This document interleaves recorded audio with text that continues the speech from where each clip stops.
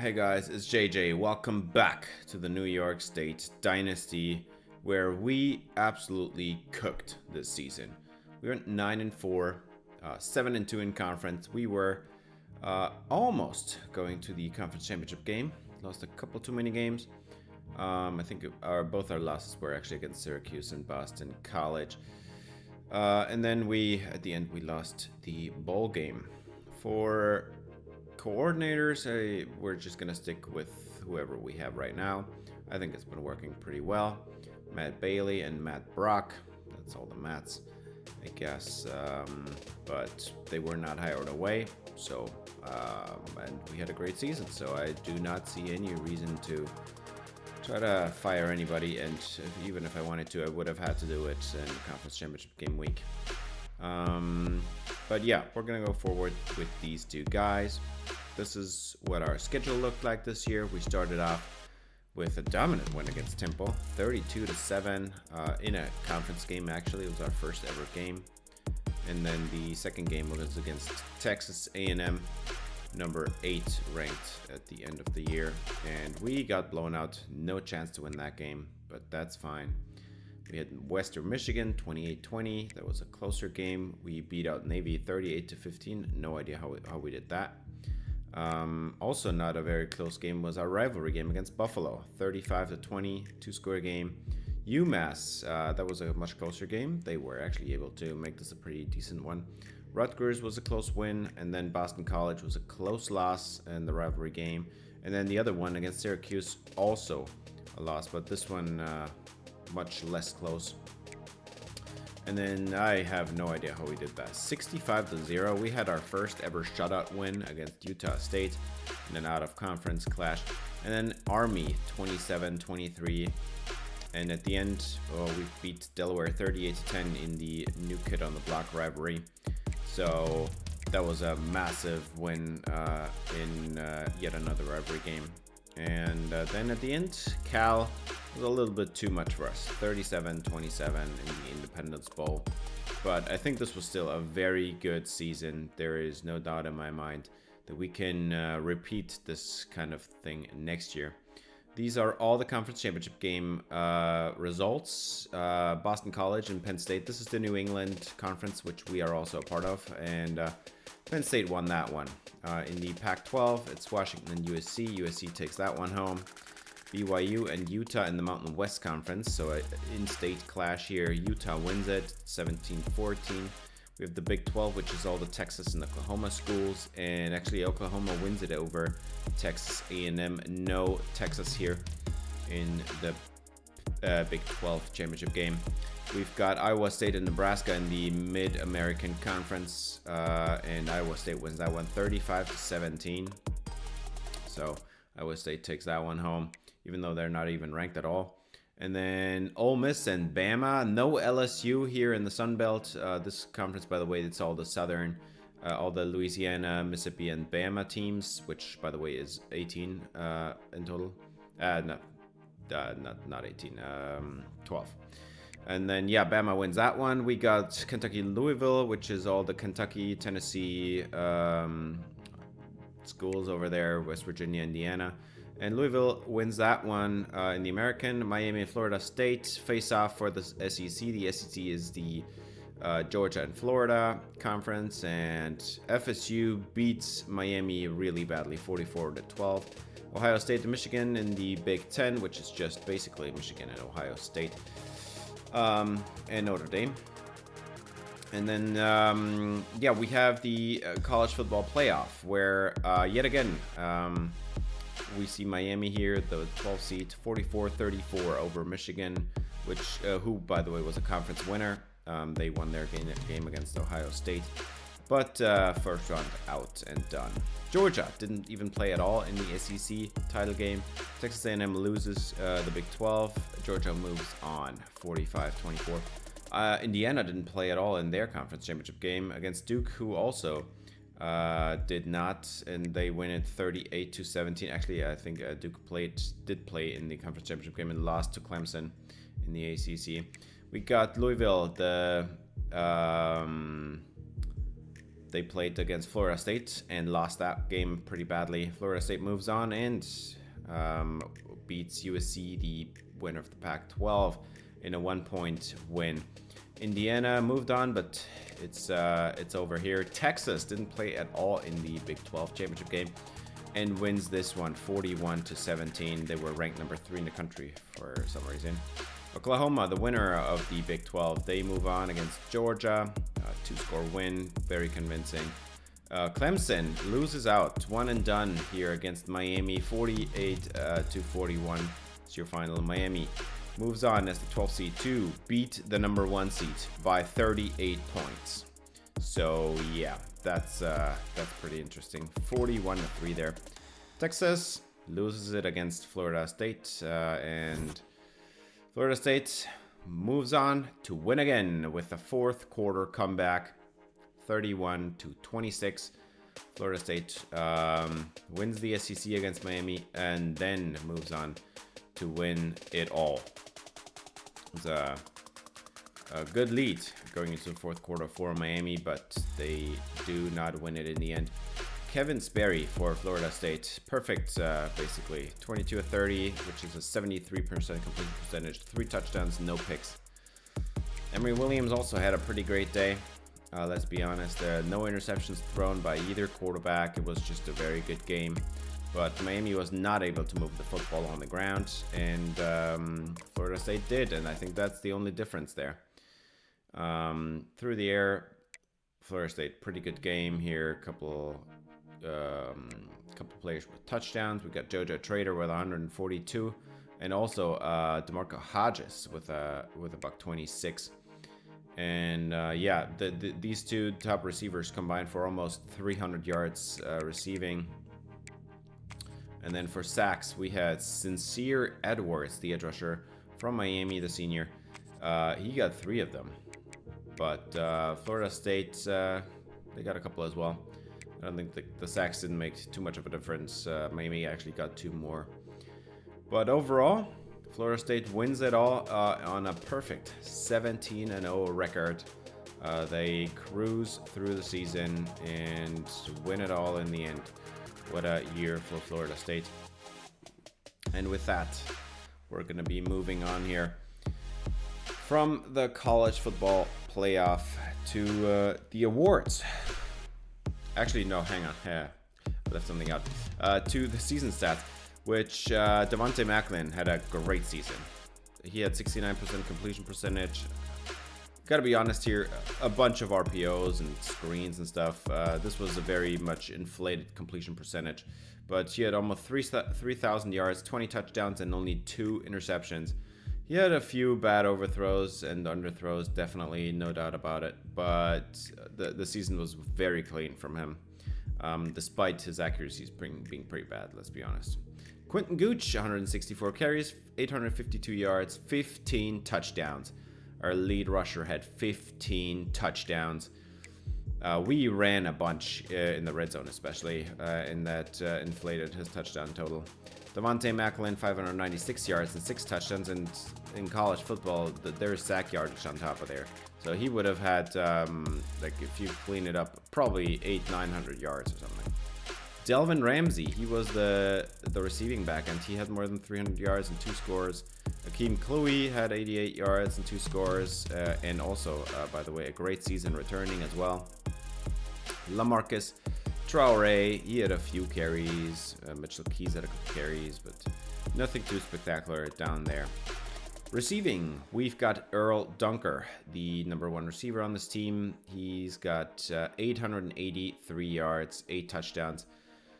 Kind of a low average perception, but I think it was a pretty good season for him. As a true freshman, mind you. True sophomore, Shaq Northrop, 720 yards, 5 touchdowns. And then our running back had 48 catches for 447 yards. He's our number 3 leading receiver. No receiving touchdowns, but he did get 15 on the ground, so I think that's a pretty good year still. Marcus Stead played mostly in the slot, a little bit outside as well. 333 yards, 2 touchdowns. And then Tavon Body, we had 262 yards for him, 2 scores. Delvin Ramsey, our receiving back, had 242 yards and 2 scores, and had a better average per reception than both the other receivers and Quentin Gooch, the other running back. And then Evan Durant, our backup tight end, he had a decent year, I guess, as a secondary tight end option. For the blocking, nothing too spectacular to talk about. Let's move on to the defense. 102 tackles total for David DiNapoli. Great year. Braden Jones, the number 2 linebacker, he had 99 tackles in total. So our linebacker duo, they were cleaning it up after they were behind this defensive line. And then it's always a bad sign when your safeties are leading in tackles there. 86 tackles for a strong safety, and then 70 for our free safety, and also 72 for our slot corner. That's always not a great sign. Shaquille Hepburn, 31 TFLs. 11 of those are actually run-stopping TFLs. Owen Davis had 29 of them. For the sacks, it's actually a tie. Shaq Hepburn and Owen Davis are both at 20.5.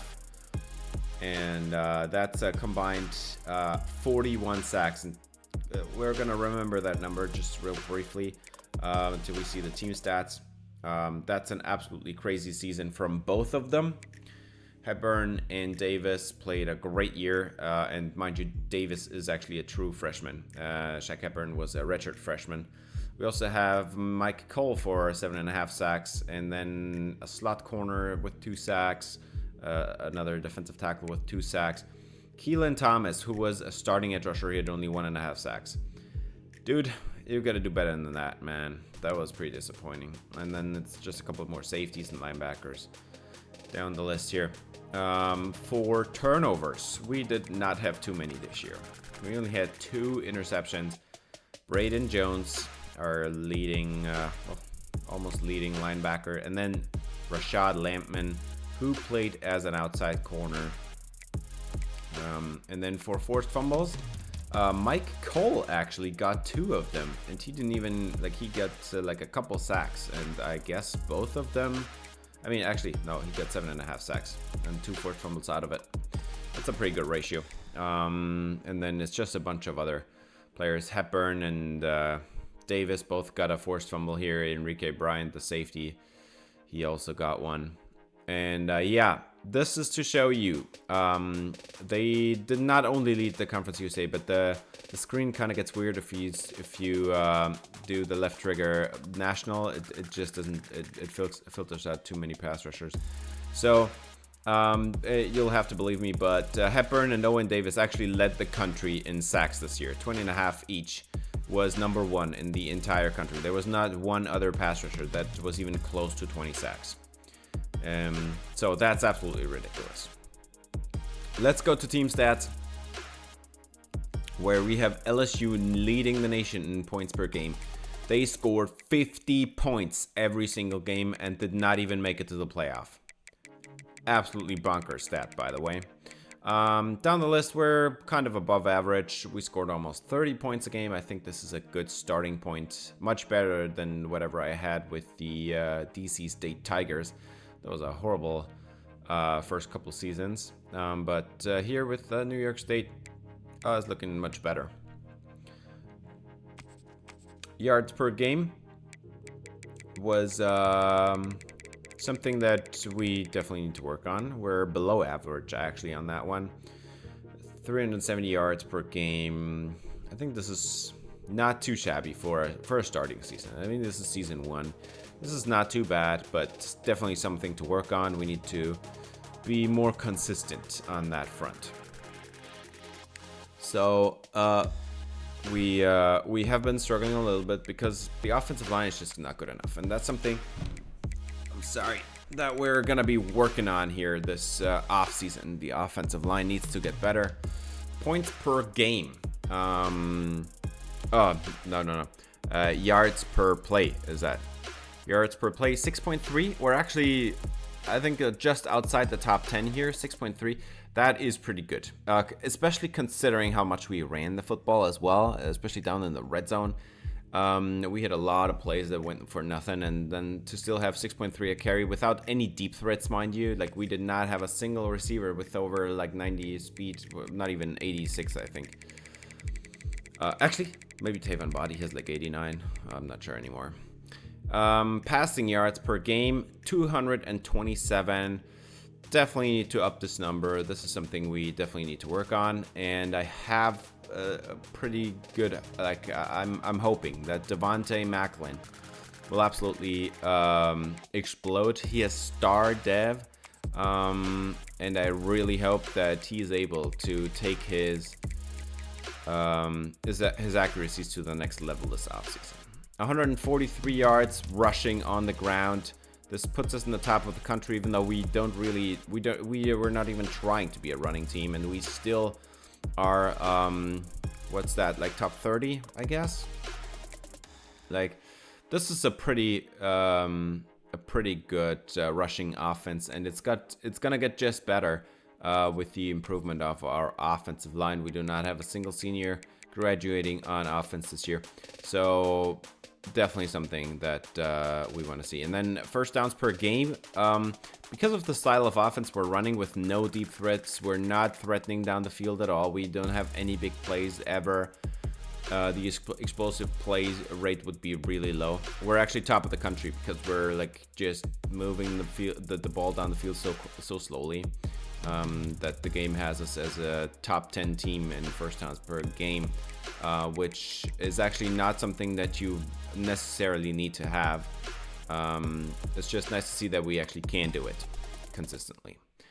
Defensive points per game allowed, 20.1. It's actually top of the country. I think top 20 is that. That's really good. Definitely a room to improve, especially considering a couple of losses we had this year. And then the yards per game allowed, 309. We're actually top 5. We're one of the 5 best defenses in the country when it comes to yardage allowed. This is kind of unbelievable to me. And the only way I can explain it is by having 2 pass rushers with a combined 41 sacks, which is something that is going to come up in a couple seconds. Defensive passing yards per game allowed, we're at 228.6. Especially considering we were leading most of the games. I think this is a very impressive number. Our pass rush was incredible. We have a horrible secondary, honestly. Like the cornerback and safety units are looking pretty bleak. Something we need to work on as well. Definitely our weakest part of the team is the secondary, but only because we have such a great pass rush. We were like not allowing that many passing yards per game. And then rushing yards per game allowed, only 81, which is also top 5 in the country. That is something that I can explain just purely by leading at the end of the games. Teams can't run anymore because they have to throw it, because they're going to run out of time if they run the ball. So they were just not, if we were to see rushing yards per attempt per game, or something like that, that would show a much different picture. I think just defenses didn't run it at all. And then we had the highest sack rate in the entire country, 4.3. I think we led the country. Yeah, I'm pretty sure we led the country with 56 sacks. This was leading the country. But even if we had only our top 2 players, 41 sacks would still be a top 10, top 15 margin. So incredible stuff from our 2 top defensive players. Those 41 sacks are like so valuable. And then the other players were just a little bit,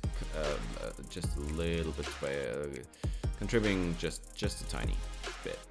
And then fumbles recovered and interceptions caught, bottom of the country in both. We only had 4 turnovers achieved by the defense. That's a pretty awful number, but we don't have any ball hawks, so we're just living off of forced fumbles. And I think we had 6 this year, but we only recovered 2 of them. Kind of unlucky on that front. Third down percentage, 45%, pretty much a little bit above average, but just not too great. We need to be much better at getting 3rd and short instead of 3rd and medium and 3rd and long.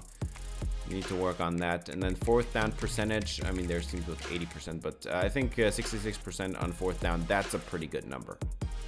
If you are going for it on fourth down consistently, you want to be able to achieve a higher than 50% margin, I think, because if you do have a lower one, then you have to start going for field goals, definitely. And I think 66% is a nice spot to start with, and in the future we hope to grow this number, obviously. And then 2-point tries, I mean, there's no real use in comparing our 0 tries. For touchdown percentage on red zone efficiency, man, we were horrible. 64 red zone attempts, which is some of the most in the country, and we only converted 33 of them into touchdowns. And even if you add the field goals, and there's still 43 of 64. So there were 21 drives this year where we did not get any points out of it at all, even though we went to the red zone. 21 drives. Like, you need to be better than that. And then for the defensive allowed, we allowed opposing offenses to go to the red zone 43 times, and they only got 19 touchdowns. This is an incredibly good number. We're actually number 6 in the country on this number. And even if you add the field goals and you're 26 out of 43, that's still a pretty awful number. Turnover ratio. Now, we didn't give the ball away much at all, but we also didn't get any. So we're still at only +1. This number should be much higher.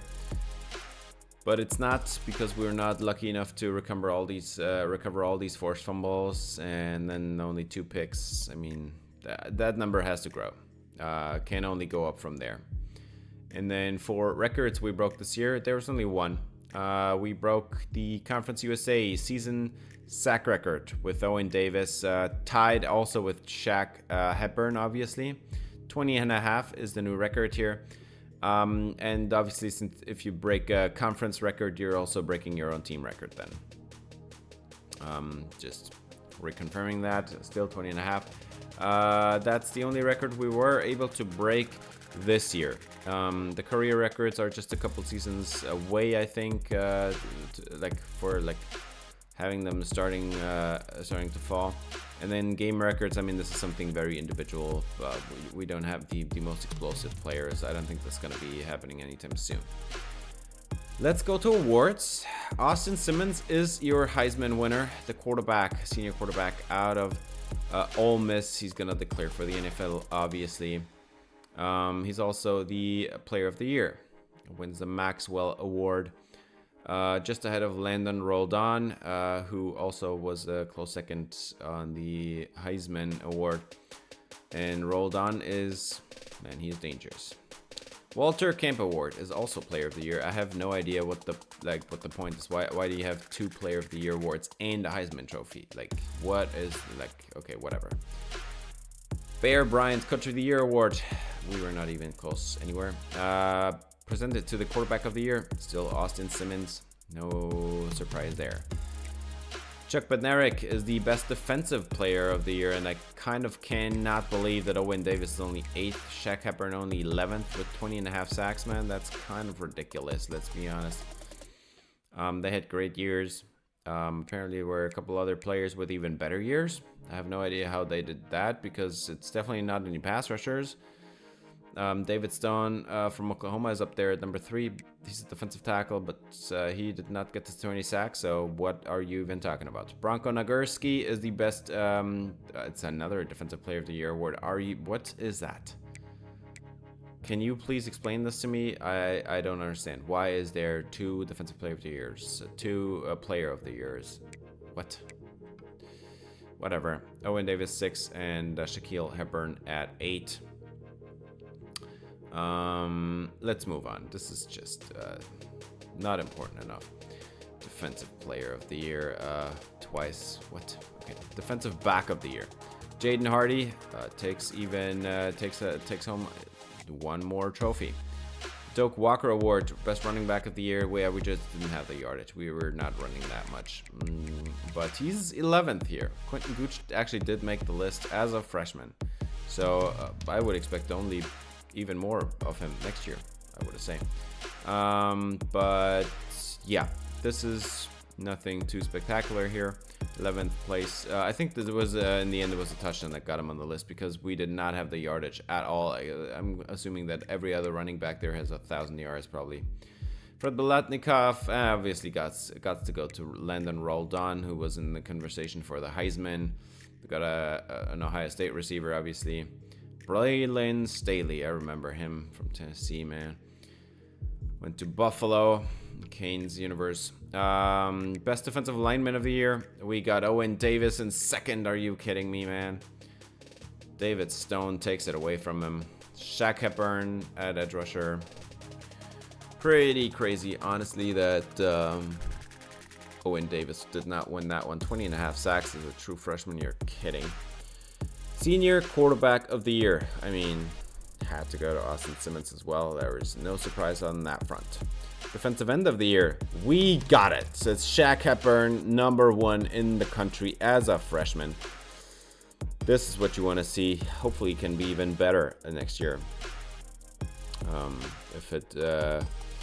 If the deal breaker allows him to stay here. But obviously no other edge rushers of ours made this list. And then interior lineman of the year, it goes to a center from LSU. Tight end of the year, Tashawn Gelsey. I mean, yeah, we didn't... Actually, I'm kind of shocked that Northrop didn't make this list. Like, he had like 700-something yards. This is pretty good for a tight end in college. Assistant coach of the year, nothing too spectacular. Linebacker of the year goes to a Notre Dame kid. We're not even close anywhere. I think we're missing the turnovers. Center of the year, that same guy. So that center from LSU wins that one as well. Kicker of the year, doesn't matter to us. Punter of the year, doesn't matter to us. Just a couple players that we're never going to see again, I guess. And then best special teams returner, Akeem Chloe actually made third. He had a couple touchdowns on that one, but apparently not enough for him to win the Jet Award. Best freshman of the year. I cannot believe that we did not have our defensive tackle and edge rusher make this list. But now that I look at it, it's just a pure quarterback, running back, receiver awards. It's a skill player, so I'm happy about Devontae Macklin making this list. And obviously Quentin Gooch at #6. Nice to see him there as well. Let's move over to the All-Americans. And yeah, it's got to be Austin Simmons. It's got to be Darrell Robinson, Landon Roldan. Earl Dunker's not on here. Did not have the yardage. Definitely not enough yardage in total. No offensive linemen, obviously. Like, we have offensive linemen in the 60s and 70s. But Shaquille Hepburn and Owen Davis both made first-team All-Americans, national All-Americans. Shaq Hepburn and Owen Davis. Is this not beautiful? 41 sacks for these two kids. I really hope that we can keep him around. Linebackers, don't recognize anybody there. Safeties, corners, just nobody that I would expect to be there, obviously, since, I mean, there is no, like, doesn't make any sense for one of the worst secondaries in the country to make any of these lists here. Second team All-Americans, just a bunch more players from great teams. Got Oklahoma, LSU, another Oklahoma kid, Tennessee, Georgia, Bama, Wisconsin, Texas A&M, Kentucky. Yeah, nobody else makes these lists here for New York State, but it's still like we got 2 first-team All-Americans. I hope we can repeat this kind of stuff every year, having first-team All-Americans. This is kind of a incredible year for our pass rush. Freshman All-Americans. I am so disappointed that Devontae Macklin didn't make it, but Quentin Gooch, he makes it as a first-team, well, not a first-team, but a freshman All-American. No Earl Dunker, though. No Shaq Northrop. Nobody from the offensive line. Shaq Hepburn and Owen Davis are on this list, too, as they should be. Well-deserved, I have to say. And then no linebackers. You would hope at this point maybe for David DiNapoli, because he had a pretty good year, but apparently not good enough. Missing on the turnovers, no interceptions, no forced fumbles. And yeah, obviously no secondary. let's switch it over to the Conference USA All-Americans. We got to go there. And yeah, let's see. First team, we got Anthony Varner for Penn State. We got Quentin Gooch as the best running back in the conference, I guess. And then Turbo Richard for Boston College, the senior running back, is the second one on this team. But I think it's well deserved that Quentin Gooch gets this honor. He had a great season. A couple of receivers, but also Earl Dunker. Julian McFadden, we played him against Syracuse. Earl Dunker makes the list. Shaq Northrop makes the list. Best tight end in the conference, apparently. He did have more than 700 yards.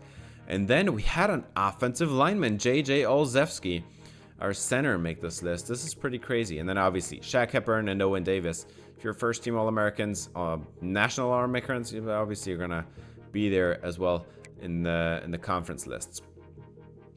So well deserved on that one. No linebackers even here in the big in the Conference USA. No corners, no safeties, no special teamers. Let's move over to second team All-Americans for the Conference USA. And I believe I can reveal that there is a couple more players here. Devontae Macklin, second best quarterback in the conference. That is crazy. Like, he did have a really good season, but I would not expect him to beat quarterbacks from teams like Boston College and Pitt and Syracuse and stuff. But yeah, I believe he's the only one actually to make this list. No defensive players. Kind of sad that there's no David Napoli or Braden Jones. No corners, no safeties, obviously. There's no surprise on that one. Freshman, All-American freshman in the Conference USA. There has got to be a huge list of blue players because our entire roster is just freshmen. Well, almost. Yes, indeed. We have the quarterback, Devontae Macklin. Both running backs, Quentin Gooch and Delvin Ramsey. We have the number one receiver in Earl Dunker. A couple more Penn State receivers to round out the receiver room.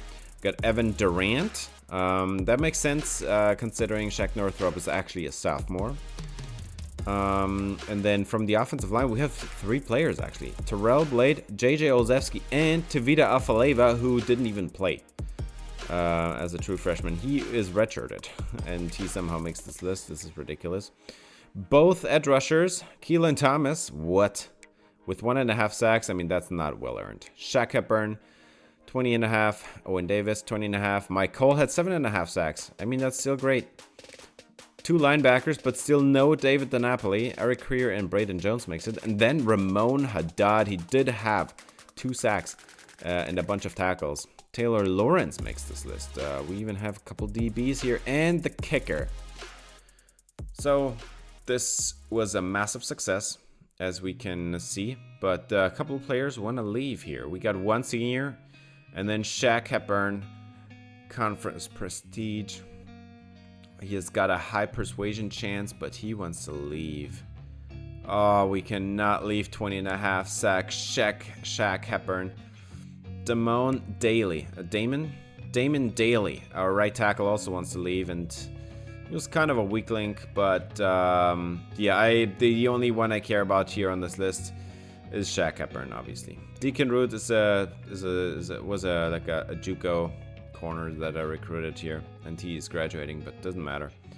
Shaq Hepburn, chance to persuade is high, and he has not been persuaded.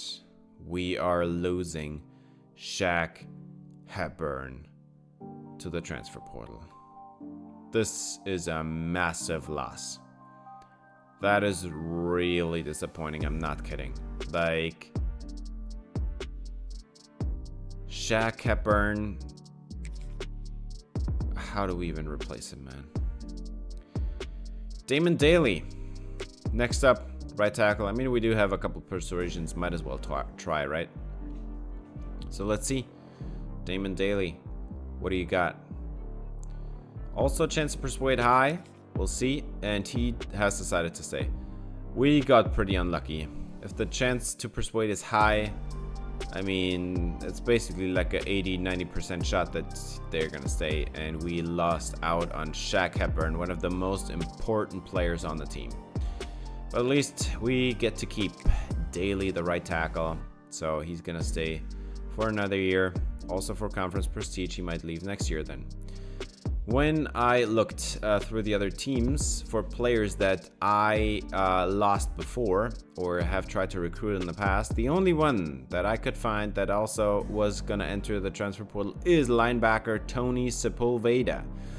Sepulveda is a linebacker that I tried to recruit and I lost out to Purdue, but now he wants to leave Purdue, so I'm going to try. And this stage is just showing off our players that are leaving, which in this case, or graduating or leaving for the NFL. In this case, just one player. Deacon Root, he was a pretty solid #1 corner this year.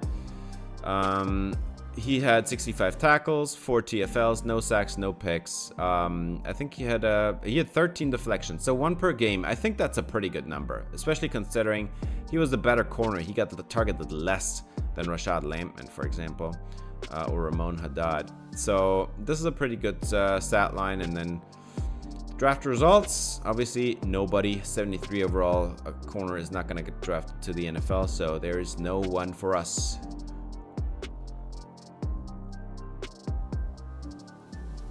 And yeah, let's move on. Recruiting. There's a bunch of players from the transfer portal that I want to get here.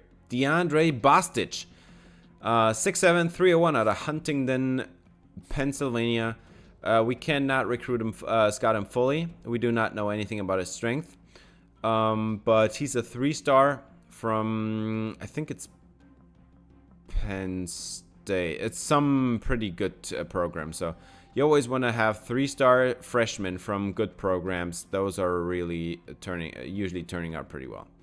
CJ Bowanko is one of 2 4-stars we can attack. He's also from the Bronx. He's a hometown kid. Don't know anything about the strength, but the pass protection looks incredibly good. The run blocking pretty awful, but Bowanko, I really want to get him. He's a 4-star. Then we got Jordan Henderson, a 3-star guard from Hayward, California. He's interested in our program, and can't scout him fully, obviously, but I have a feeling that this kid is probably going to be a pretty good tackle. He's a raw strength archetype, and he's got pretty good, I think it was pass block power. So really want to get that dude. And then we got JJ Gizzy. I'm going to have to look up how that is pronounced if we get him. And he's 6'1", 231, a speed rusher out of West Des Moines, Iowa. We only know his power moves, and it's 73, but he is a 4-star, and I want to get him. The other 4-star. We have 2 4-stars in the transfer portal that we can attack, and I'm going to try for both. Ty Cordova is a former 3-star. Actually, he's a 3-star recruit here. I have no idea what his former is, but 6'5", 245, speed rusher out of Baton Rouge, and we don't know much about him, but I'm going to try to get him in the building here. And then we got Devin Yates, a linebacker, 6', 223 out of New Orleans. He's interested in us. And, I mean, the athleticism is fine. 83 strength is pretty good. 78 tackle looks fine. I think this is a pretty good linebacker prospect. And then we got Sepulveda, 6'2", 237. A pretty massive dude for a linebacker. He's a sophomore, actually a true sophomore. But yeah, not a great athlete, but the 76 zone coverage, 82 pursuit, 76 tackle combo leads me to believe that he might be a pretty good addition to our linebacker unit. So I'm gonna try to get him for the second time now. Patrick Burns is the top corner prospect, the only corner prospect I'm targeting in the draft, in the transfer portal, I mean. And he looks to be a really good athlete. 80 catching, 95 change of direction. Don't know much else. He's from Alabama, so can't scout much. And then Dexter Stockton out of Daleville, Virginia. 6 187. He's a freshman, and his acceleration looks and change of direction look incredible. 78 zone coverage looks really good as well. 71 man is really good. And now we're simming a couple of steps ahead, and we're into, I think this is week number 3 in the offseason now. And we are going to get Tony Sepulveda out of Ramsey, New Jersey. And that's about it. That is the only recruit we're going to get this week. And then we have a bunch more people that are actually considering us here. And we're leading a bunch of the battles. But we lost out on Dexter Stockton. And, yeah, just a quick disclaimer. This kid had 99 speed. He would have been an absolutely massive upgrade to our secondary man. Dexter Stockton looks incredible. Nazir Baskerville next week. This is a final week now, by the way. Nazir Baskerville is a high school recruit. DeAndre Bostich. He's gonna come here to town, to New York State. We got a new left tackle, and I can already tell you we're gonna switch his position. We're gonna get Jordan Henderson, and I'm gonna switch him with Henderson actually, because I think Henderson is gonna make a really good tackle prospect with his raw strength archetype. Gonna have to wait out the final ratings, obviously. Devin Yates, we get the linebacker out of New Orleans. That's great to see. And then we also get Eric Charlton. He is a high school prospect. So Scottsdale, Arizona is his hometown. We are not able to attack many corners this year, so kind of weak in that position. We also get Marcus Soto, who's also a high school prospect quarterback out of Gibsonia, Pennsylvania. A 3-star that I added late to the board. Ben Aviles, another receiver, another player that I added late to the board. This one is a receiver. He's out of Brooklyn. He's actually a JUCO sophomore. Lacarius Livings, the latest addition from all the high school prospects. This was the latest one I added. I was not even sure if I want to pursue him at all. Del Square out of Montvale, New Jersey. He's a tight end, also high school prospect. Sam Spears, another high school prospect out of Newark. I didn't put a single point into him. I just put him on the board, gave him a scholarship, and he went red on deal breaker, but he didn't go anywhere else, so he's coming to town here. And then we got Dakota Duvernay out of Irvington, New Jersey. He is coming here. And then Juan Dial. That was a very late addition from the transfer portal. He's a freshman, and he is a center. We are going to get the 4-star edge rusher. That is such great news. We also get the 3-star edge rusher from the transfer portal. So our edge rush should be fine. We lose Shaq Hepburn. By the way, I tried to put him back on the board, but his deal breaker was too bad. And then last second edition, Derek Wayne, cornerback. He's out of the transfer portal as well. I lost out on Patrick Burns, and I added him instead. And then we got also Ramon Smith, who is a safety that I added pretty late to the board. I think it was the last week, actually. That was the last addition I made to the board altogether. So, yeah, we got a bunch of recruits here. But there is one dude I was missing, and yeah, I feared as much. CJ Bowanko. We'll lose out in the last possible week. Miami takes him away from us. Oh, man. Can't get him. But yeah, this is National Signing Day. Star for Marcus Soto. Our 3-star quarterback has star dev. Canty had only impact, by the way, the 4-star quarterback. So we get the 3-star quarterback with star dev. We get a 4-star running back with impact. A 3-star running back with impact again. We get a 4-star with impact at receiver. Another one with star dev at receiver. Then we got 4 receivers here. We got impact on Aviles and then impact on Livings as well. Normal on Salam and star on Del Square, a late tight end edition out of high school. Then we got a tackle here with normal, another tackle with normal. That's pretty unlucky. We get Bostich with impact. Tucker Michaels, a high school prospect with normal. CJ Bowanko, man, I really wanted to add him. He would have been an elite upgrade at guard. Jordan Henderson, elite dev. Oh my God, let's go. I think that's even worth more than CJ Bowanko. Let's be honest, man. And then Juan Dial, a transfer portal edition that I added very late. And we got elite here on David Ezukama. Wow, that is big. We got a couple elite dev players, and we got another one. It's JJ Gizzy or whatever his name is. JJG. It's Ty Cordova, Shadon Isaacs, Impact on the 4-star linebacker, Normal on the 3-star linebacker, another normal linebacker, That's pretty unlucky.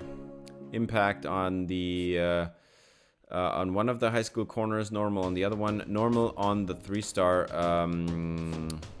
What's his thing? Dude, I can't talk anymore. The secondary was pretty unspectacular here, but the transfer players, a couple of them really paid off. Now, Shaq Hepburn, I had to check it out. He went to Notre Dame of all. He's never gonna leave there. He's got the conference prestige deal breaker, and he plays now in the Big Ten. We are never gonna see this kid in our uniform again. Shaq Hepburn is gonna stay at Notre Dame forever, I'm pretty sure. Unless he leaves for playing time, but we actually had the top class in the Conference USA. Let's go. The only reason we did is Penn State only got 19 players. We got 34, but that was a massive recruiting class, and we did get more than just a few 4-star players. And I think a couple additions from the 3-stars are gonna really pay off, and one of them has to be Jordan Henderson, man. 3-star guard with elite dev.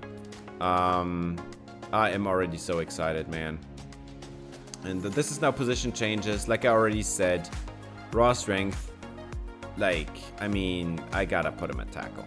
I think with his elite dev, he might be our best player once training results is done. And I want that player to be the left tackle. And with his build and size, I think he's the exact player we need at left tackle. Henderson, also, he has 93 strength. This is exactly what I want out there. Not a bad athlete. And then we got JJ Olszewski, and I'm gonna move him to guard because his overall is gonna rise by 3 if I do that. So this is what we will be doing. JJ Olszewski will be upgraded here to guard. I think it's just a position of value. He's got the right playing style. He's got the size. I mean, it could be a little bit heavier, let's be honest, but I think he's gonna make a very fine guard. And with Screen Enforcer Silver ability, by the way, that's pretty good if you want to have a guard out there that moves and like screens. Sam Spears was supposed to be an offensive lineman, a guard. And instead, he will now be a defensive tackle because it removes his overall by 8 or 9. Depends on where you would have put him at the offensive line position. So he's going to be a defensive tackle now. DeAndre Bostic, we just recruited him, and because I moved Jordan Henderson out there, he will now be moved inside. And I actually decided to put him at center. I think I want to have a good chance at having a solid center this year after I moved Olszewski out to guard.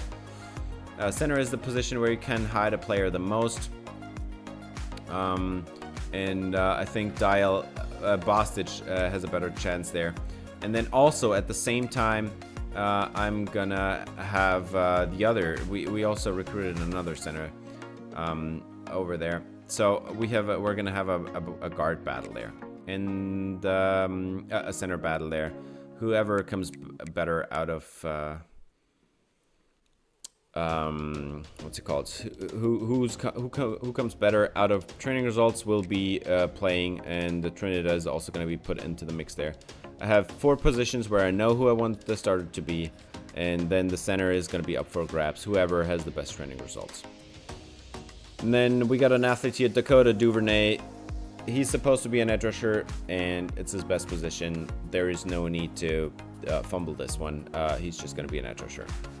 So that's an athlete decision that's very easy to make. And then the last one is Marcus Soto. He's actually an athlete, a dual threat quarterback at 77 overall. Are you kidding me? This dude looks incredible. There is 5 stars that are worse than this, and this kid's a 3-star. Marcus Soto, and by the way, he has star dev. He's gonna be one of the best players on the team right now. But we're now going to training results, and would you look at that? The 4-star edge rusher that we got is the best player on the team. And now, by the way, keep in mind, the overall, you're just gonna have to believe me. This is something that I'm doing this randomly, but if you do the upgrades manually, it's not counting there. So Mitchell Keys actually went +8 overall, is now by overall the highest rated player on the team. We got Devontae Macklin here, +6 overall. Second highest rated player. We got Brian Ruiz, that's just like a +4, and Tremaine Foster +2, Kevin Burgess like a +2, +1, something. Nothing spectacular. Quentin Gooch went up 3 overall in training and is now much faster. Akeem Chloe, he went up, I think, by +6, and his change of direction and agility is incredible now. Nick Brahms, Marcus Traore, nothing too spectacular there. Delvin Ramsey also pretty disappointing. At receiver, we had Cam Jean-Pierre, the biggest winner on the team. I think he went +11 overall, and he didn't even upgrade his speed once. He's an 80 speed receiver, but he is the highest overall player on the team now, on the receiver unit. Tavon Body, that's like a +6, I think. He got a speed upgrade as well. That's nice to see, but still only 83, so that's not great to see. Marcus Stead, that's something like a +4, +5 maybe. Not sure entirely, but Stead had a nice dev here, and he upgraded everything. Speed, catching, route running, everything. He is a pretty good player. Earl Dunker, +6 speed, +6 acceleration, man. This kid looks like an incredible athlete now. And even the catching got better. Clearly an elite receiver. Tyquan Abram, and this is where we're getting to players that didn't develop too much, so we're just gonna skip that. Evan Durant, he went up +6. Shaq Northrop +6.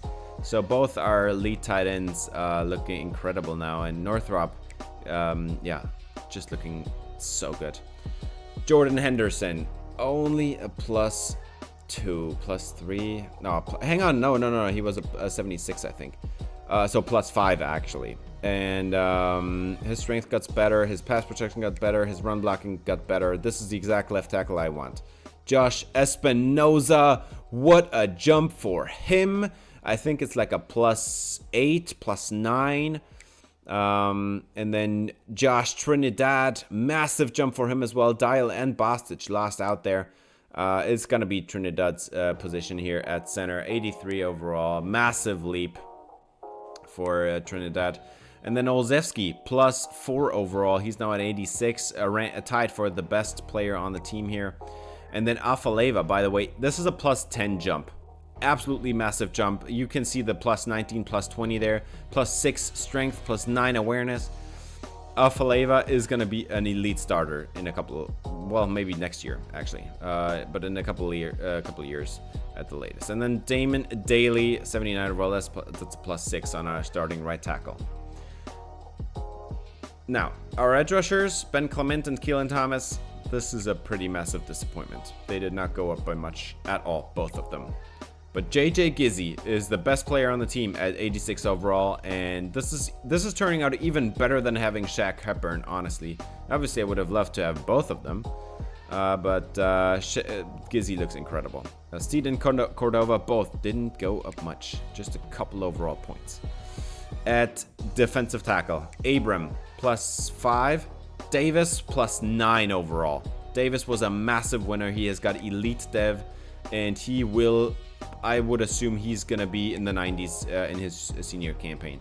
Bohasek and Cole, not too much of a jump there, but man, Davis looks incredible. Creer and Yates, both 75 overalls after training. This is not too much of growth. I think +4 and +3 or something like that. David DiNapoli, kind of a disappointing offseason for him. He got faster though. +3 speed, man, this kid is going to be incredible over the middle. His run defense is pretty good. Sepulveda, that was a pretty bad offseason for him. He didn't grow much. I think we're gonna redshirt him because he's not good enough to play. Let's be honest here. Braden Jones is the actual big winner. He is a +9, I think. +8, maybe? Like, he looks incredible. And he got even faster. He's an even better athlete than the Napoli. And then for cornerback, we got Derek Wayne, a last-second addition from the transfer portal, and he's our #1 corner this year. An elite jump there with the awareness and play rec and stuff. Ramon Haddad just a little bit better. Dante Moon was the big winner actually. He was buried on the depth chart last year, but now he's actually gonna play. And then Goodwin at 71 overall. I mean, that's not much of a jump. At safety, we got Taylor Lawrence. It's maybe a +4. Jaron Worthy. I don't know about that. Strong safety, Enrique Bryant. That's maybe a +4. Like, the safety room looks still absolutely awful. And yeah, by the way, we're now, if you can see that at the top there, we're now a 2-star prestige school. That doesn't change much for us. Probably give us a little bit more hours recruiting, but kicker and punter didn't change much. Of course, if you enjoyed the video, I'd appreciate if you gave it a thumbs up, subscribe, ring the bell for notifications, as we're now gonna go into cuts. And an easy cut here is Tremaine Foster. He is never gonna play. He's a sophomore, and there's already freshman quarterbacks that are better than him, and almost all of them. Next cut, very easy as well. It's gonna be LaMarcus Traore. He's a sophomore, and he has 2 freshmen ahead of him on the depth chart. He's just never gonna see the field. Next cut, also pretty easy. It makes me sad because I really liked Javier Azur, but the speed is just not there. There is no upside. He has got 5 freshman receivers ahead of him on the depth chart. We've got a couple of offensive linemen that need to go. One of them is going to be Leonard Frederick, 66 overall. This is just not going to cut it. At Sam, we got Nolan Hurley. He has got a freshman ahead of him on the depth chart already. That kid is a true freshman, actually. So there's no point in keeping Hurley around. The next one is going to be Terrell Sturgis. Yet again, a sophomore, 69 overall. He's never going to see the field. And with that, we're going back. Second round of cuts. We got Kevin Burgess, just not good enough. We got a couple more freshman quarterbacks that are better than him on the roster. The next one is gonna be a running back that you could actually have argued to see maybe the field this year, but Brahms, he's just not good enough. He's not athletic enough. He's just not good enough at breaking tackles, at evading tackles either. There is no receiving upside. Brahms, there is no upside. Same thing here, Taekwon Abram. Not good enough of an athlete. Almost everybody that I'm cutting here either is a pretty awful athlete or has already freshmen ahead of him on the depth chart that are better than him, or is maxed out on the skill caps in a specific area. And one of them is Jaron Worthy.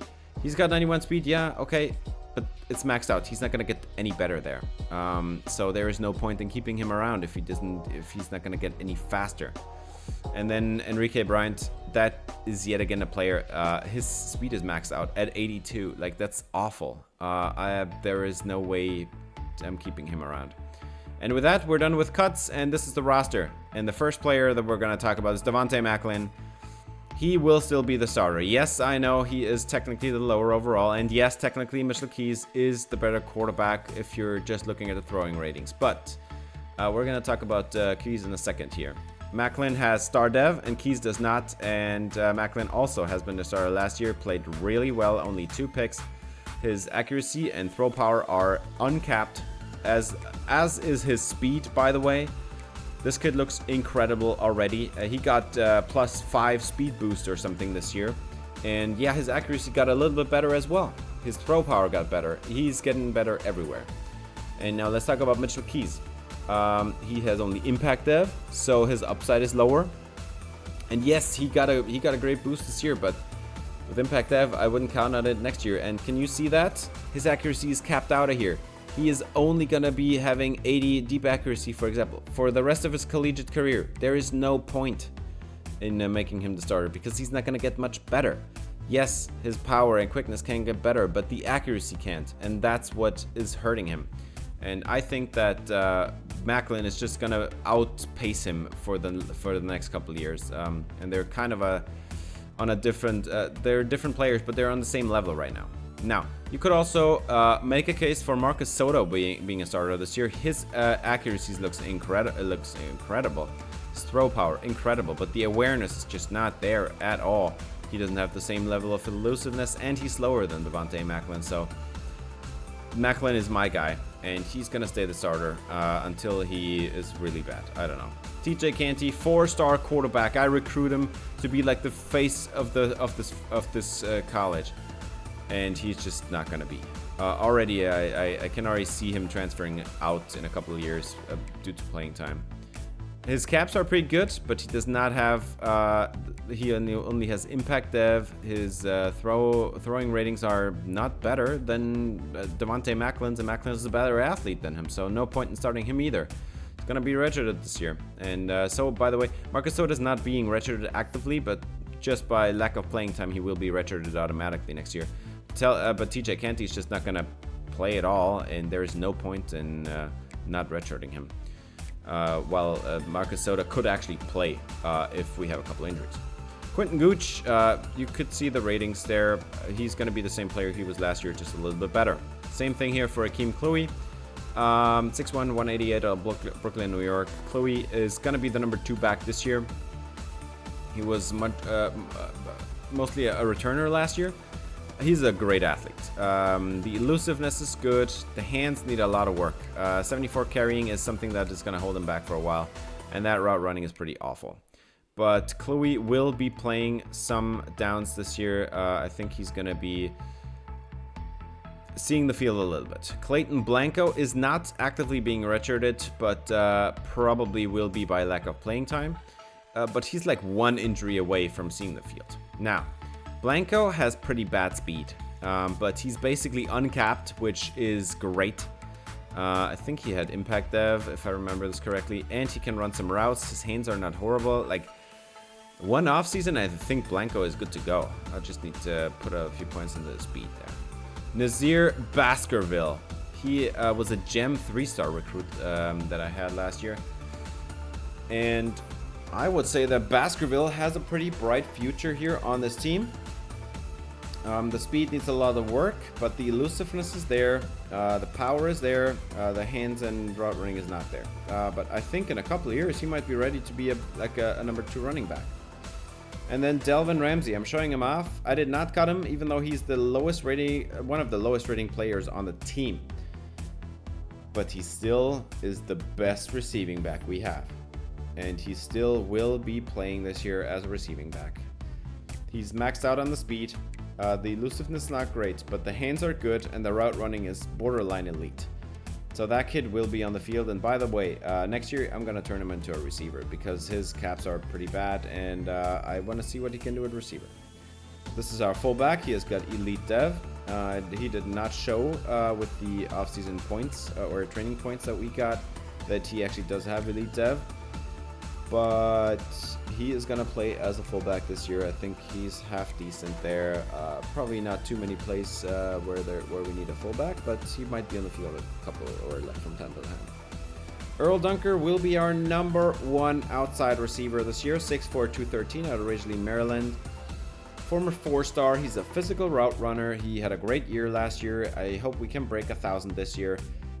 He got a bunch of speed upgrades, +6 speed and +6 excel. His hands are good, his route running's good, his elusiveness is solid, not much power, but I think Earl Dunker might be a good deep threat this year. We might have a couple of deep touchdowns with him.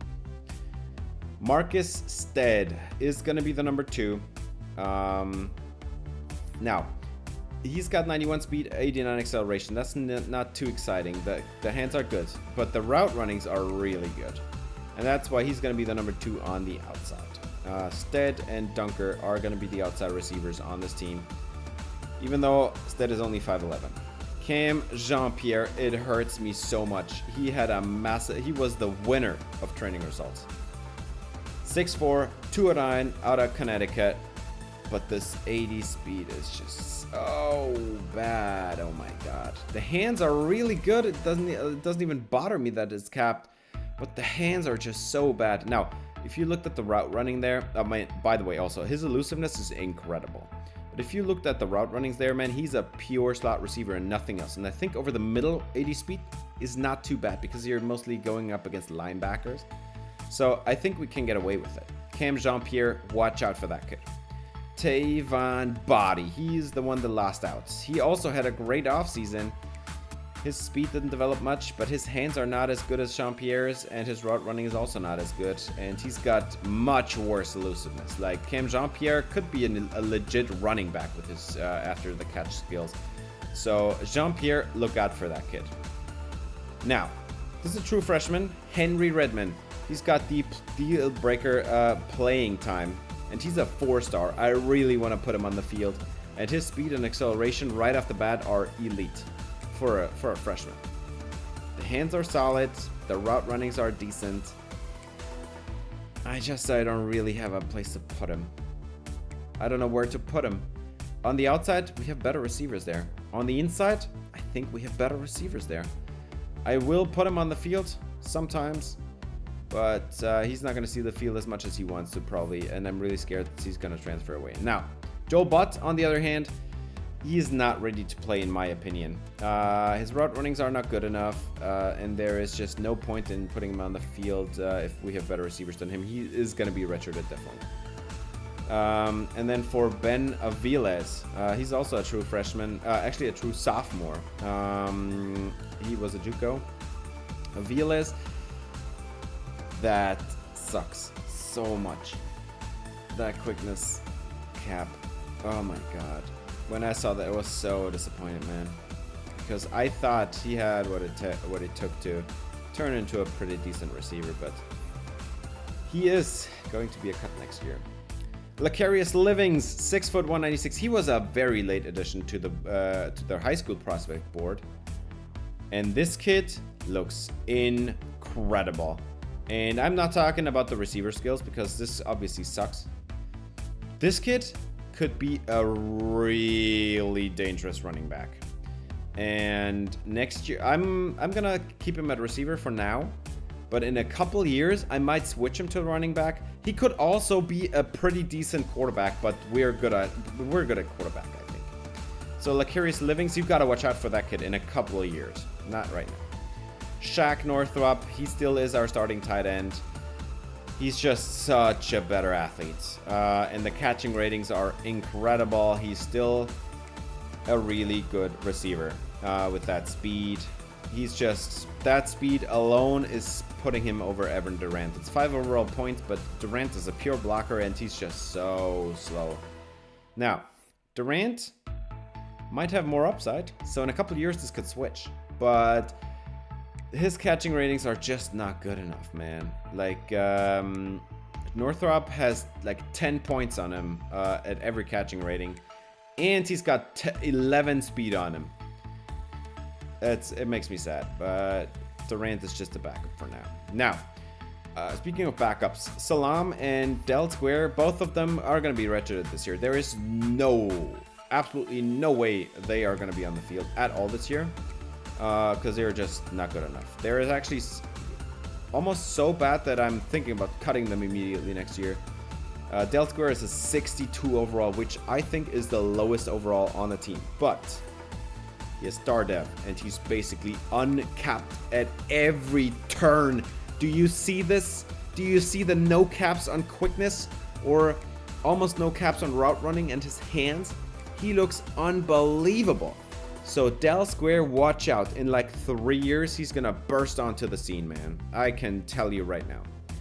Starting left tackle, Jordan Henderson. He did not explode as much as I thought he was gonna be. He has elite dev, but he's uncapped. Do you see this? He is uncapped in pass and run blocking, and almost uncapped in power, and he already got 94 strength. Henderson is going to be an NFL product in a couple of years, and I really hope he doesn't transfer away, because this kid looks incredible.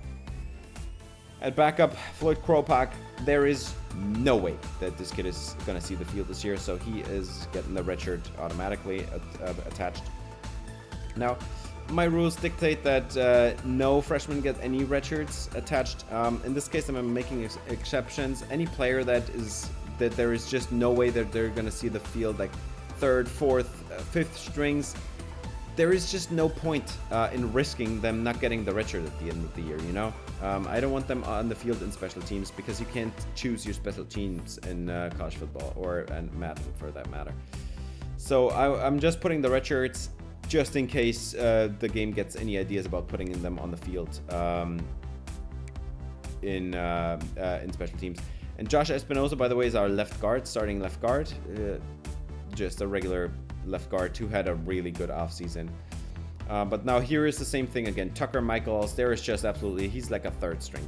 There is no point in risking him being put on the field in like special team situations. I'm talking about specifically field goals in this instance or punts. I don't want him on the field, man. So I'm not gonna risk it. Josh Trinidad, a massive offseason. This is a huge win for Trinidad. 6'4", 309, and man, his awareness is skyrocketing, man. His run blocking is really good. The pass protection is lacking a lot. Now, but this is what I said earlier. You can hide a bad center. You cannot hide a bad tackle. So this is why I put 3 of my potential starters at center and just let them battle it out who made it, and it's gonna be Trinidad. I thought the Bostic would have had a really good shot, but he did not develop at all like I wanted him to. And now, yet again, we got a center here. He's a 4th string. No point in risking his redshirt. I'm gonna put him, give him the redshirt now. I'm not giving any redshirts out to players that actually might play that are like an injury away. So we'll see on those. But these players that are like 4th strings and shouldn't see the field at all this year, they are getting the red shirts, and that's especially true, by the way, for linebackers. J.J. Olszewski, man, he looks incredible. Like, he has got no weakness. Even the run blocking is good, even though it's kind of his worst trait. Olszewski looks incredible, and he's gonna declare after next year's offseason. I think he's one offseason away from being a first-round pick. Damon Daly. I mean, he made it. Can't argue, right? Like, Daly is looking pretty good. The pass blocking needs a little work, but the run blocking is really good. The power is solid. He's going to be a decent right tackle this year again. And by again, I mean he's going to be a right tackle again. And this year he's going to be pretty decent as opposed to last year. Sidney Powell. I was hoping for a higher overall than that when recruiting a JUCO, but the power is capped. This is not looking good. With that power, he might be a good candidate to put at center in the future because there is just no point. Ben Clement, 6'2", 249 out of Jersey City, New Jersey. Ben Clement, man, he's a massive disappointment. Look at the caps. He didn't do anything at all. Power moves and finesse moves is absolutely awful. 84 strength, I mean, that's decent, but he's not even fast. His run stopping is not even elite. He's got only 85 block shedding as an edge setter, you know? Now, he will be a starter on the edge in base personnel against the run. We will put him out there, but that's about it. Dion Coffey. That's the one that disappoints me the most. So we get a 4-star edge rusher here. And by the way, Clement also was a 4-star when I got him. Coffey is now a true freshman 4-star edge rusher. He's not going to get the red shirt, but I don't see much of a chance for him playing. And he has the playing time deal breaker. It's going to break my heart when he leaves next year. Dion Coffey. That's so sad. Now, Dakota Duvernay, 6'2", 249 out of Irvington, New Jersey. Former 3-star. He's gonna not see the field at all.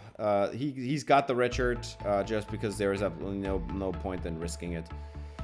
He's a half decent athlete, but his caps are looking incredible. So I actually have very high hopes that he is gonna be a pretty good starter in like 3 years.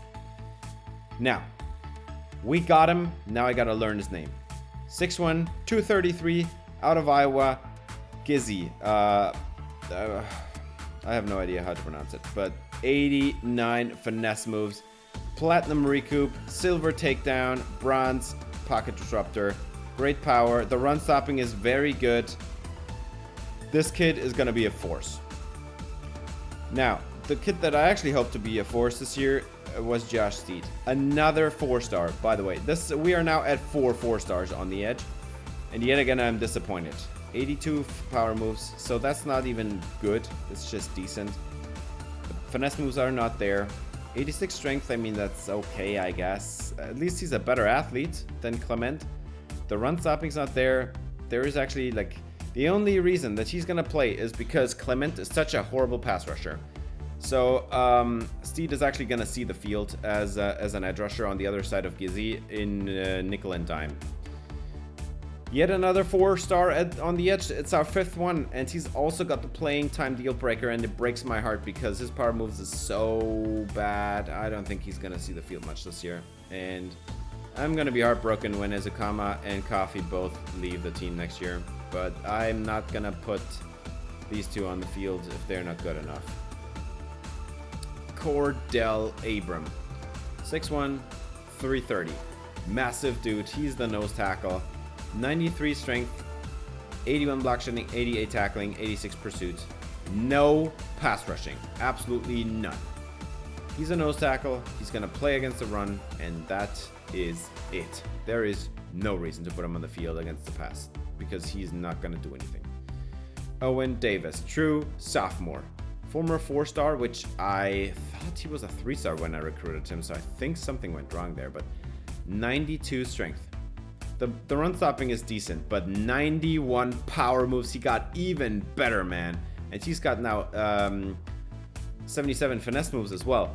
Platinum workhorse, silver grip breaker, bronze pocket disruptor, man. Owen Davis is gonna be on the field 100% of downs on defense, man. And then we got Chad Vohasek, 6'2", 314, another gap specialist, another run stopper. Good strength. The run stopping is decent, but it's actually it's pretty bad. For a run stopper, this is pretty bad. No pass rush upside.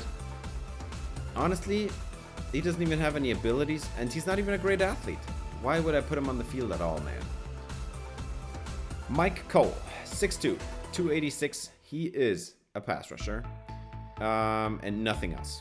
Now, he didn't have the greatest of off seasons, but he's a good athlete. 88 strength at his size is pretty decent. He's got better run stopping than Vohasek.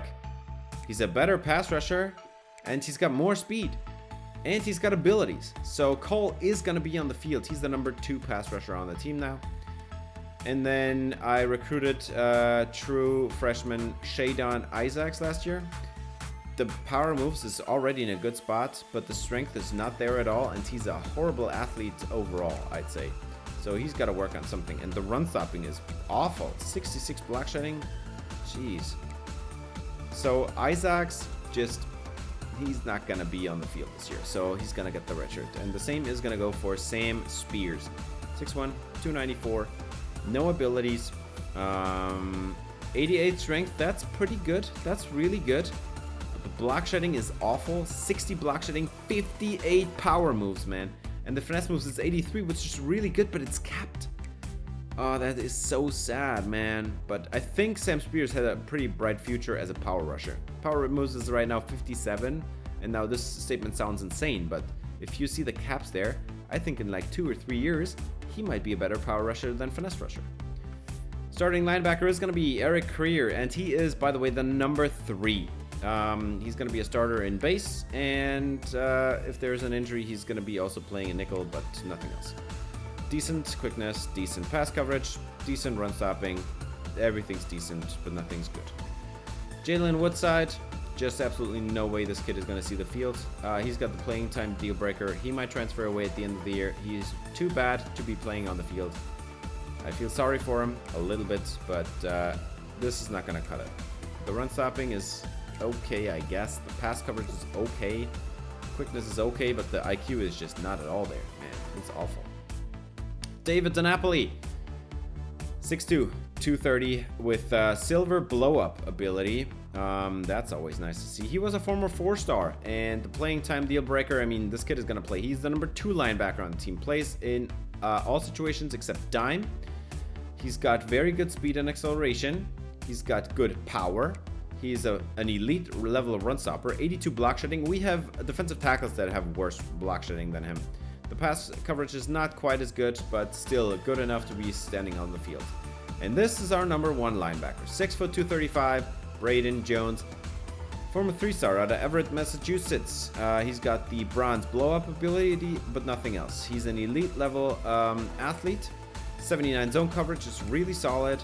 The run stopping is elite as well. And he's got even more IQ. He's got some power as well. No pass rush upside though. So Braden Jones is going to be on the field a lot. Now, Steve Shockey, on the other hand, he was a 4-star linebacker that we just recruited. I mean, he might be an injury away from playing, but I'm really scared that he's going to lose his redshirt if I don't redshirt him. So unless there is an injury, he's not going to see the field. If I see an injury on any one of the 3-star linebackers, he might be next man up. He's going to have to, gonna have to fight it out with Devin Yates. For corners, we got Derek Wayne, the last second edition at cornerback in the transfer portal. Man coverage and press not great, but 79 zones, 79 play rec. Got very good speed. This is a massive upgrade at cornerback that we got here. And he's got the bronze quick jump, but nothing else. So that's the number 1 corner. He's gonna be on an island. Ramon Haddad, 6'2", 183 out of Brooklyn, New York. 4-star recruit. He's a true sophomore. 81 man is pretty decent. 76 zone is okay, but his speed is maxed. I think next year I'm gonna move him to corner because I don't think he's good enough to be playing at. I'm gonna move him to safety because I don't think he's good enough to be playing at corner. But for now, he's gonna be the slot because he's the second best corner on the team. Dante Moon, 6'1", 195. The man coverage and press looks absolutely abysmal. The zone, 78 is decent. 85 speed again. Now, you could argue to put this kid on the field. I don't think so. I think he might maybe be on the field in dime as a dime corner, but nothing else. Enrique Goodwin. He's got the man and the press. The zone is absolutely awful. So we're kind of in a lose-lose situation there, whichever player we put on the field. But at least this kid has some upside. He's not that slow. And I think we can play him on the outside. I think we're fine on that. Rashad Lampman, he's a sophomore, 6'2", 171, out of Brooklyn. This kid played outside corner last year. He got one of our 2 interceptions. His zone coverage is awful, but at least he's our best athlete. 93 speed, 93 acceleration. Yeah. I'm still Goodwin or him. One of these 2 is going to play on the outside, and the other one might be playing in dime. I'm not sure. But the cornerback situation is not looking great. And this kid is definitely not making it any better. The zone is basically uncapped, but the speed is just not there. The hands are awful. There's no power. There's no tackling upside. Like, this kid is not ready to play. And then Eric Charlton, same thing, 6'2", 189 out of Scottsdale, Arizona. At least he's got the size. But the man in the press is okay. Actually, the zone is looking pretty decent for a true freshman corner. The hands are horrible, but he's a good athlete, and at least he can cover zone a little bit. But I just don't think that he's better than Goodwin or Lampman. At safety, I've decided to play Taylor Lawrence, 5'11", 194. Yeah, he was not great last year, but at least he's got 81 zone coverage now. The man in press is horrible, but 86 speed, I mean, he can grow a little bit. Maybe we'll find somebody else next year. And then true freshman safety Broderick Komar, looking even worse, man. 6'2", 188 out of Morris Plains, New Jersey. Komar, yeah, this is just not cutting it. Not enough athleticism, not enough coverage, not enough IQ, not enough run support, not enough on everything. He can't even catch the football. He can do nothing. So Komar is redshirted. Now we cut Enrique Bryant. I think Carlos Nix is just flat out the better player. The awareness is horrible. Yes, I know, but we don't have another choice. 69 zone is awful. You want to play 87 speed or 82 speed if everything else is awful anyway? Honestly, I'd much rather play Carlos Nix than Enrique Bryant. There was a lose-lose. Alfonso Jewell is a true freshman. He's also going to be redshirted. He looks even worse. The pass coverage is truly awful, and he doesn't even have any speed. At least he's not capped there, so it can get better, but Jewell is not ready to play at all. And at this point, it is my duty to tell you that Dexter Stockton, the safety that I lost out on to North Carolina, he's got 99 speed, 98 acceleration, zone coverage in the 80s. He's 82 overall after training, and that kid is a 4th string. Are you kidding me? I was so mad when I saw that. Dexter Stockton entered the transfer portal and decided that he wants to be a 4th string on North Carolina rather than starting and be our best safety and probably best DB. Not just probably, be the best DB and the best athlete on our team. Man, Dexter Stockton could have been so good, man. Whatever. Preseason All-Americans. We got USC, Oklahoma, Texas A&M, Ohio State, 2 Clemson receivers, an Ohio State tight end. Yeah. Don't need to talk about this much. It's just all the best players left and right. I don't even recognize anybody from our conference. So our conference really is not good. So preseason 2nd team? Maybe we got somebody there. I doubt it. Michigan, Texas, USC, Clemson, Oklahoma, Clemson, Texas, Georgia, USC, Texas, Clemson. I mean, what do you even do at this point? There's just absolutely nobody from our conference even, let alone New York State, that is featured here on this graphic here. So there is absolutely no point in talking about this because, self-explanatory. We're gonna switch over here to the Conference USA because I think we have a couple of players there, and we should because we have a couple of big winners here. First team, it's all Penn State. The entire team is only Penn State. It's the quarterback, the running back, the other running back, 3 receivers, a tight end, and 4 of the 5 offensive linemen are Penn State. Only the guard, the left guard, is from Pittsburgh. And then on the defense, it's all 4 defensive linemen, 2 of the 3 linebackers. We got 1 linebacker from Pitt, actually. And then all 4 DBs are Penn State. Wow, shocking. I guess not then. Second team quarterback is also Penn State. Yet again, 2 more running backs from Penn State. 3 more receivers. So we are at 6. The 6 best receivers in the conference are playing at Penn State, along with the 4 best running backs. We got yet another 4 offensive linemen. This time, we have actually the center here, Josh Trinidad. He's the only one to break it up here. All 4 defensive linemen are also Penn State, so they have 8. The 8 best offensive linemen in the conference are all playing at Penn State. Another linebacker, 2 linebackers from Pitt, and the DBs are yet again 2 more from Penn State, 1 from Syracuse, 1 from Pitt. This is absolutely ridiculous, unbelievable. Now, for the schedule, we're gonna face Miami first. This is gonna be really interesting. We're gonna face Miami first because CJ Bowanko, the guard, went there. I want to see how he plays. He's the only starter out of all the players that we missed out on. Rutgers is going to be opening our conference here. Then Delaware, the rivalry game. Then Buffalo, another rivalry game. Then it's going to be Temple and UMass. And then Boston College. This is the first big showdown in conference. Boston College. And then Central Michigan out of conference. We got Army. And then South Alabama. out of conference as well. And then at the end, 2 bangers, Syracuse and Penn State.